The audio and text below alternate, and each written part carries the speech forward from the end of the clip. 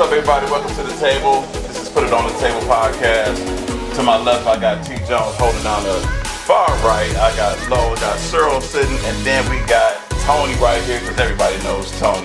And me and the fellas were sitting around the other day. We were chopping it up, talking about, women, this modern women thing. So, we tried to get a little perspective on, why the modern women, why they not married? Why not get married in relationships nowadays? So Tony, you tell me, what's your perspective on that? So let me go way back to when I was 18 years old. I get accepted to Kent State University, one of the first ones in our family going to college, and my brother gives me a box of condoms.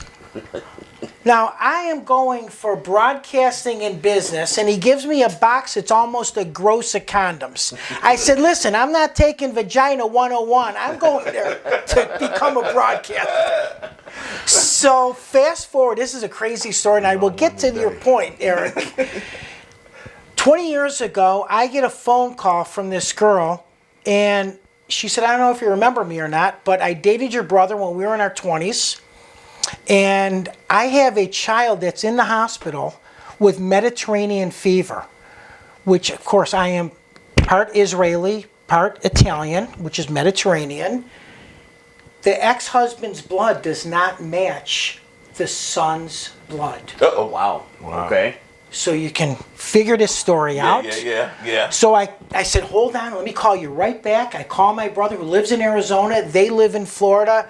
I said, Mark, do you remember this girl, Debbie? Yes. You may have a kid that's in the hospital right now that has a disease. You better call this girl.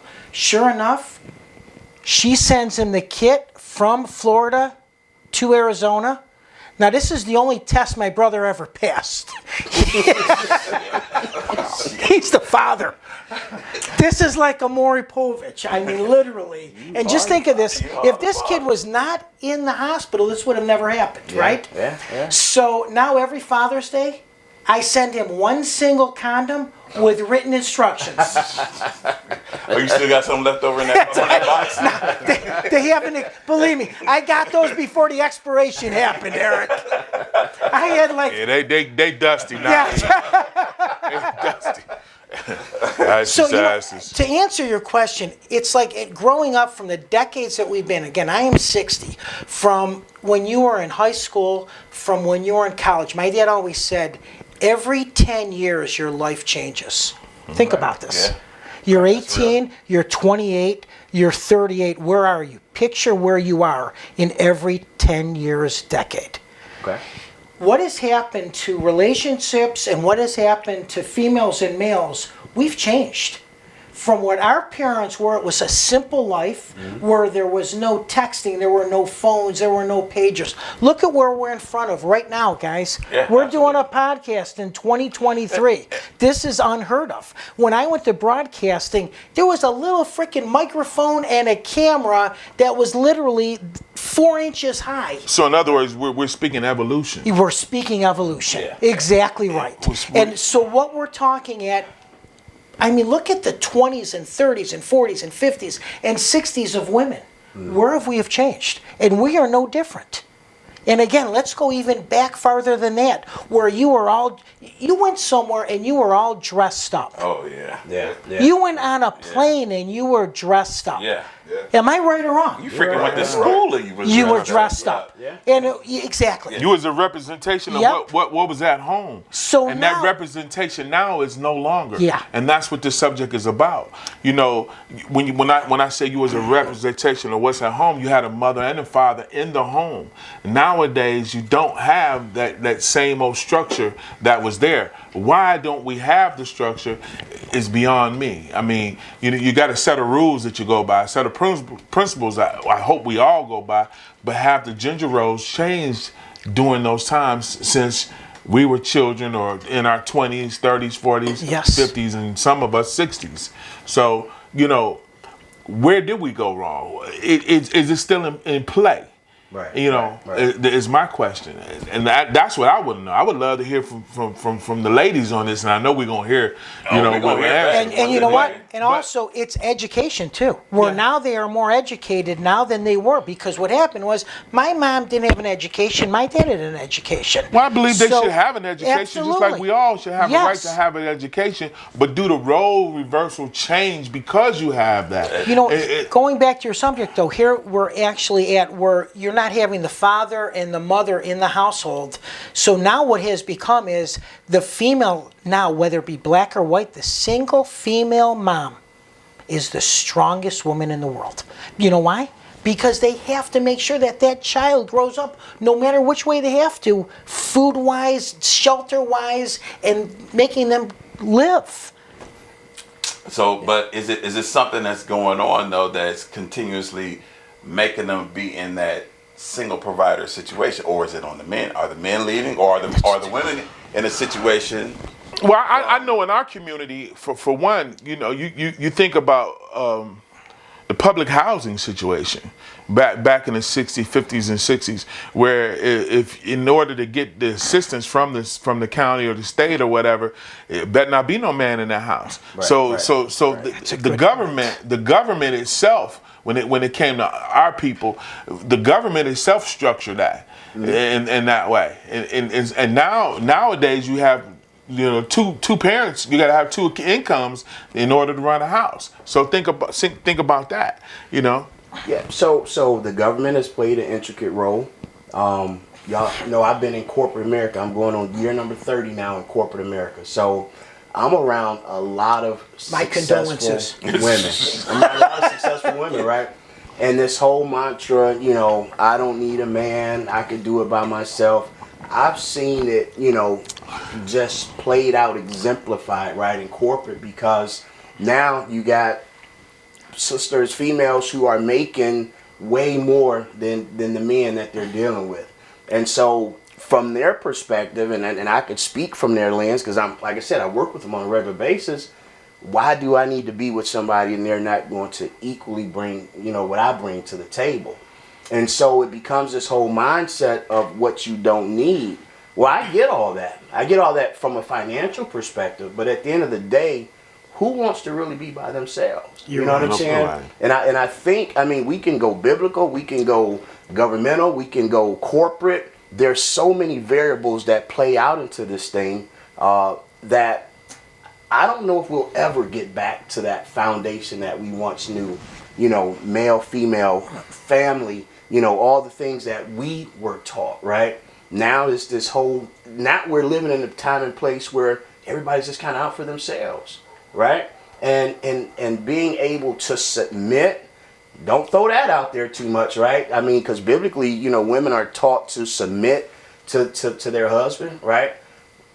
But if they don't have the right man to submit to, then they're like, well, hey, you know what? I'm not going to submit. I'm going to do what I got to do and But take care of me and mine. Are we now saying we substitute because you got an education and because you got a higher paycheck that just says that now, you know, okay, their higher paycheck and their position in corporate or whatever case may be is now a substitute for having a husband? I'm not saying I'm just saying. Yeah. Until Friday night get here. Yeah. I think to some degree, you know, with that paycheck and that higher degree, that they're moving at a pace where they feel they don't need a man. They don't want a man. I can pay my bills. I can have my house. I can buy my car. I got everything that I need.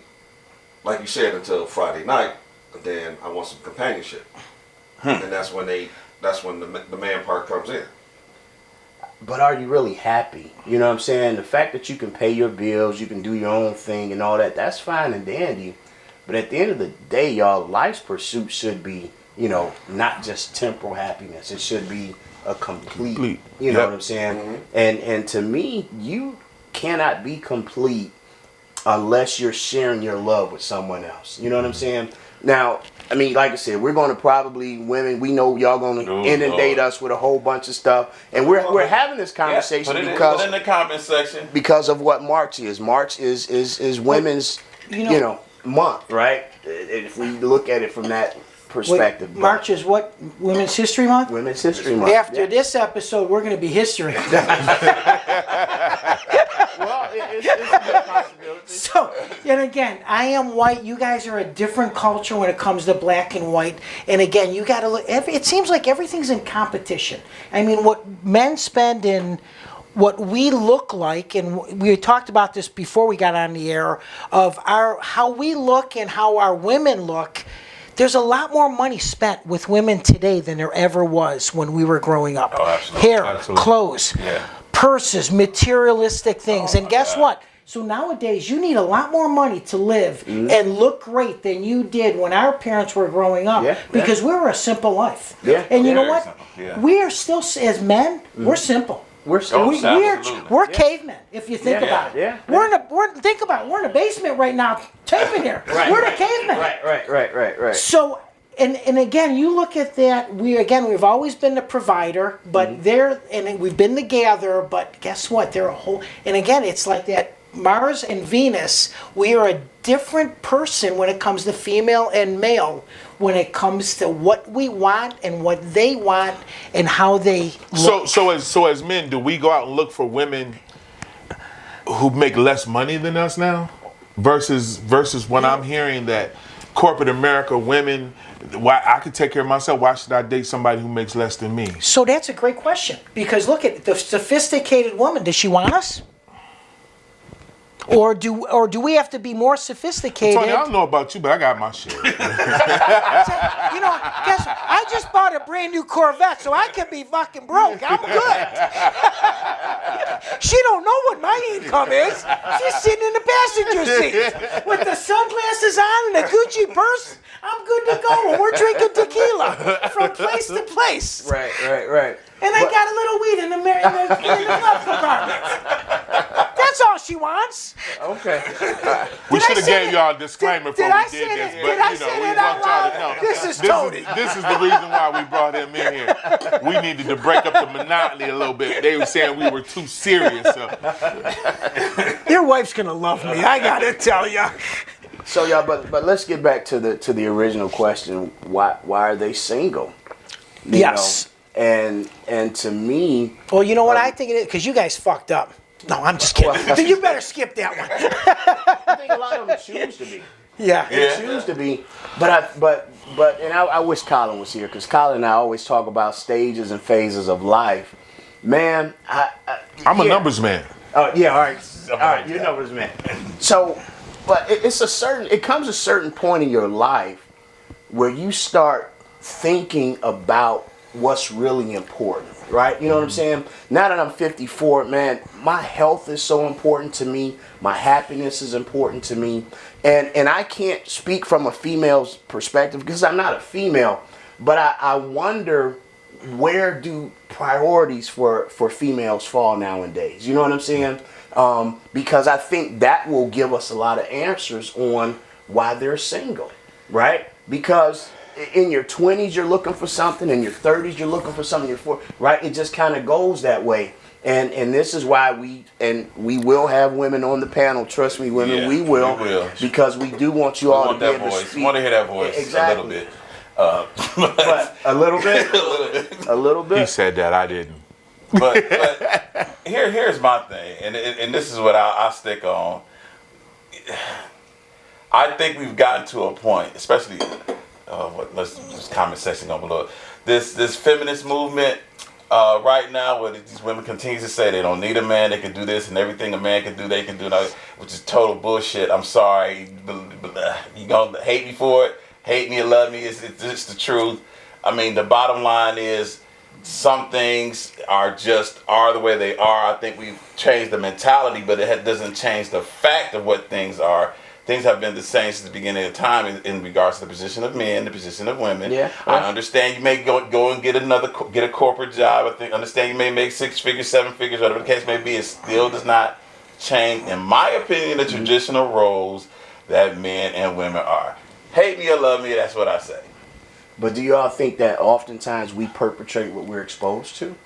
Because I think that's what we see a lot too, right? So my mom and dad got a divorce when I was 10 years old.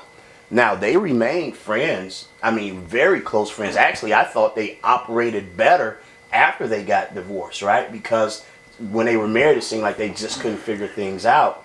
And so for me, because of what I've seen them go through, it made me become the total opposite. My wife and I talk about this 30 years in, you know, and I know some of y'all was laughing like, yeah, Lo got a death sentence and life sentence and all that stuff. but I'll He be was getting honest. parole sooner or later. Don't listen to that time. But I think, you know, we often perpetrate what we're exposed to. Either we're going to do exactly what we're exposed to, or we're going to do the exact opposite of it. And I think so many females have seen a lot of relationships in their lives not work, right? All the baggage that comes to the table, all these other things that happen. And a lot of them just are at a place where they just like, I'm not putting up with nobody's bull. You know what I'm saying? You make 6 figures and a guy makes 75. Are you okay with that? Or are you okay with him doing that? And do you still expect him to pay the bulk of the bills? Does that situation ever change? Because the woman is the breadwinner now. But you you think just a about question to put out there. Can we live on what our parents lived on at $18,000, $20,000? I grew up in Bedford. My parents' house, this house, just like this, I lived 4 miles away from here off of Rockside Road and Warrensville Center Road. It was $19,000 for a home then, in the 1960s. Yeah. Eric, what is it? I mean, you're in real estate. What are these houses now? You're looking I at, understand that. My question is, though, because of the role reversal, I mean, because of inflation, everything is more expensive now than it was when we were kids. Let's just get that off the table. I grew up in Shaker, Yes. and the same demographics that you did. But the question is, with the women out here now that makes the 6 figures, that work in corporate America, even those that work at Swedgelock, that make $23 an hour or whatever it is, making the same, are they willing to compromise with the counterparts now? Or is that where we at? I can do bad by myself. I don't need this and that. I can take care of myself. Is that the mentality? That's what I was saying. I think it's a mentality though that comes with that, just because they make us take X amount dollar amount, or like we said, the corporate thing, where you get a certain level in corporate, and it's like a whole different mentality in regards to how they decide to deal with men. I see it all the time. We see it on TVs, we see it in magazines, we see it everywhere in regards to, you don't need a man to do this, you don't need a man to do that. And so men step back and say, well, if you don't need me, then why am I even... But guess what? You can't even get a handyman nowadays. Everyone wants to be rich. The problem is and not us, but we actually go throughout our means. We spend throughout our means, and that's what's happening in America. Yeah. I don't care if you make $175,000 a year. If you make $175,000 and you spend more than that, my mom, I was always brought up, it's you save and you don't spend. You know what I mean? You don't spend what you I was taught by my aunt one time. I brought a paycheck home, and in my teens, and I was upset about it because my mother took her cut. And then my aunt looked at me. She said, "I'm gonna tell you something." She said, "It's not how much you make. It's how what much you you do save. with what you have." That's right. Exactly. And that stuck with me. Yep. That stuck with me to this day. Yeah. And Edna, love you. I was her favorite. Everybody can fight all they want, but I was her favorite because I was so many other people's not so favorite. But that was my girl. She had my back through no matter what. A couple times she gave my mom a look like, leave my boy alone. But in doing so, the women in my family taught me a lot. And I'm forever grateful for what they taught me, because I grew up without a dad. I knew who my dad was, but I grew up without him.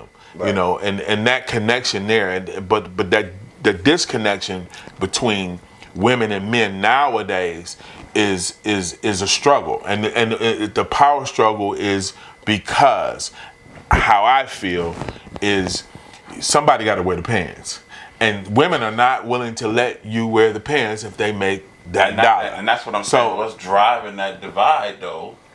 You know what I'm saying? What is that? But it goes all back to one thing that we talked about on the first podcast. You gotta be willing to have that conversation.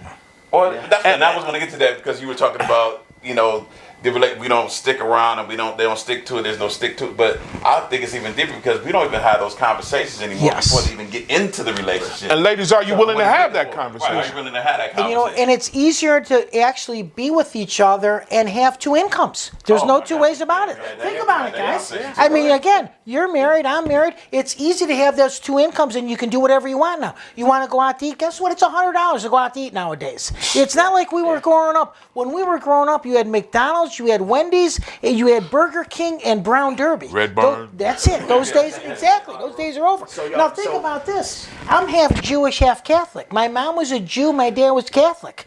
So if I don't steal it, I buy it wholesale. I didn't know about saving. Now, if you all notice, Tony gave up 4 ethnicities.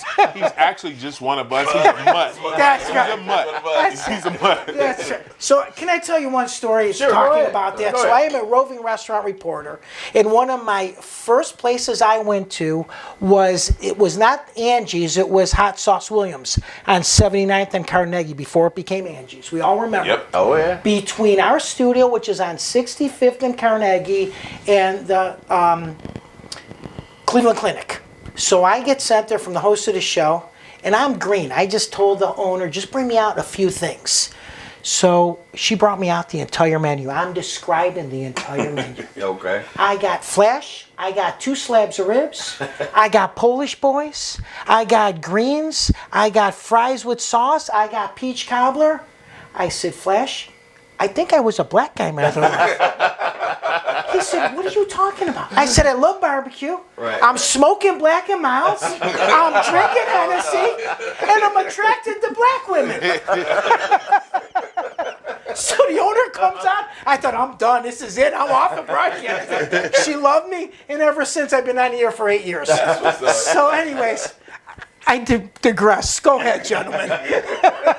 So y'all, let me. So I don't think that's fair. Let me ask you a question. So when you decided to marry Tanya, and I'm going to use this question too, because you're married too. But let me start with you. Go ahead. So when you decided to get married, what was it that you knew off the rip? Okay, this is the one. Her family's a multi-millionaires. But other than that, it was good.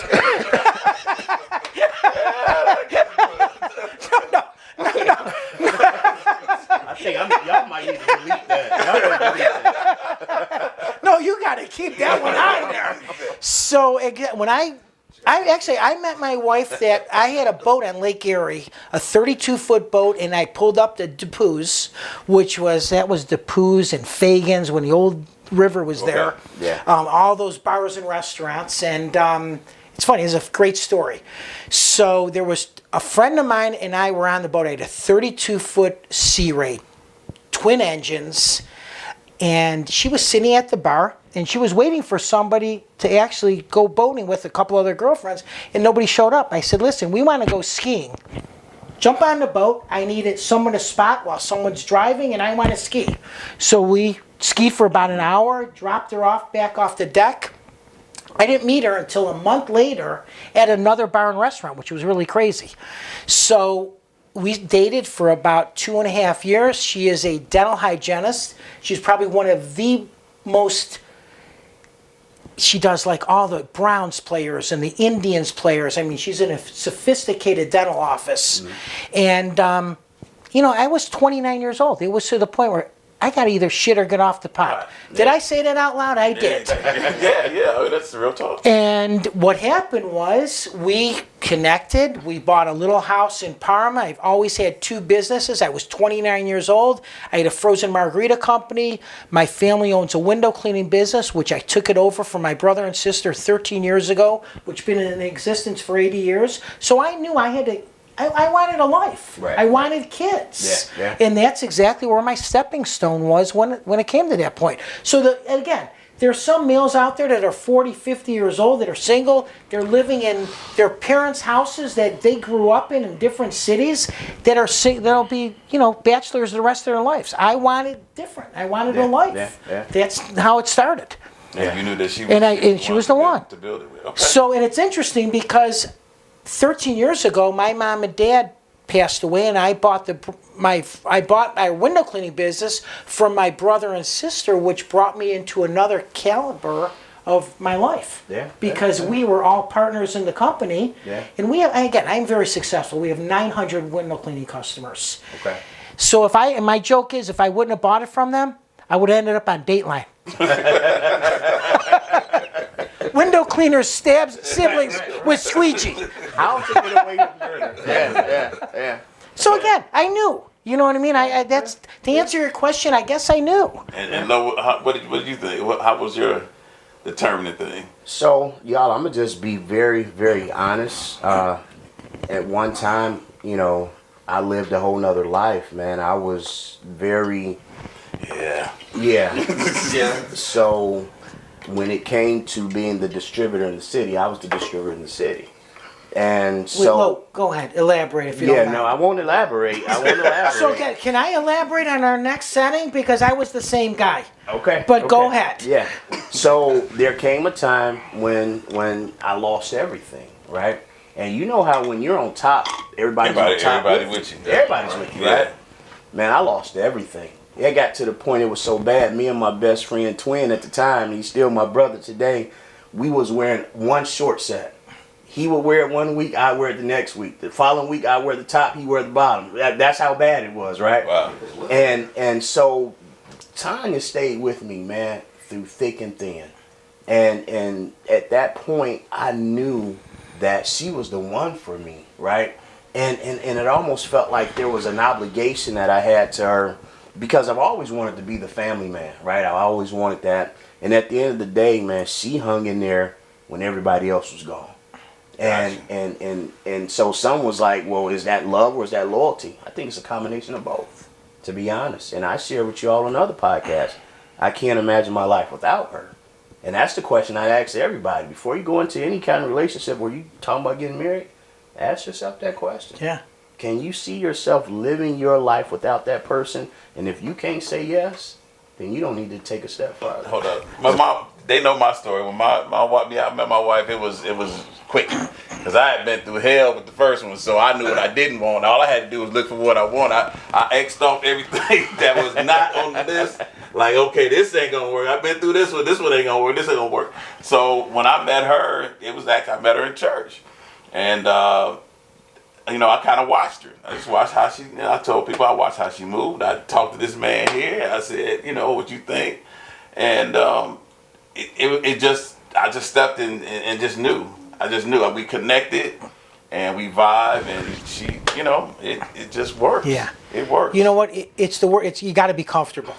That's exactly what it is. If you're comfortable, I mean, you know it. Yeah, absolutely. Yeah. It's a great word. If it's to me, if you struggling, I'm not saying you're not gonna have struggles, you're not gonna have issues and stuff like that. But if it's too much and you got too much tension and arguing and just can't connect, then that's not to say that ain't it. I tell people, if you spend more time working on your relationship instead of enjoying the relationship, it's not worth it. It's not worth it. You need to figure it out. And look what happened with this whole thing with COVID. I mean, people were inside their homes with their spouses that they really didn't even know. They didn't know. Yeah, seriously. Because guess what? They woke up in the morning, they went to work, for they're both separate ways. They went to dinner, they would crossroads. and then guess what? And then they're in bed 3 hours later. Yeah. Right. So now you're with them 8 hours, literally the entire day, because you weren't going anywhere. Right, The right. gas station, there was $1 for a gallon of gas. You had nowhere to freaking go. Nowhere to go. And nothing was open. Right. Exactly. So you weren't going to the movies, you weren't going to dinner, you figured out who you were. Yeah.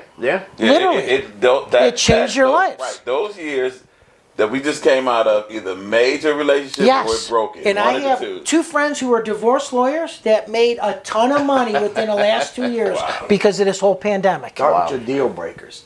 Because if you start with your deal breakers, guess what? This list don't mean absolutely nothing. Because if you can't get off of this, you'll never get to that. And I think that's what I was saying. You said You know what? That is a great point. Start by what you're not willing to deal with. And then everything else will fall into place. I promise you that. Yeah. I promise you. Because when you get to a certain age or a certain place in your life, there's just certain things you're not going to deal with. Yes, sir. And if you start with that, then everything else... Work your way backwards. Work your way backwards. That's the best way to look at it. Work your way backwards. It's on the table. Put it on the table. All right, we thank you guys for tuning in. Tony, I thought you wanted to give out some information in regards to coming. I always want to give an opportunity, a chance to say what you want to say. I appreciate you guys. Thank you very much. Actually, I met you at the Touch of Italy. I was doing my podcast on Wednesday evenings, which is Seth Williams and Mike Chiselka, which I do every Wednesday evenings, talking about local restaurants. And you can tune me in every Saturday morning on 1490 WERE. Flashpoint 1490, which was the old 1300 WJMO. Gary D. Yeah, which is really cool. So I am the only Egg white sucking Italian dog. Catholic Jew on an all-black owned radio station. I'm just checking off boxes. After you just blend in. Well, we thank you guys for tuning in. If you haven't subscribed yet, please subscribe to the channel. Consider subscribing. And we'll see you on the next podcast. Thanks. Peace. Peace. And I'll be back.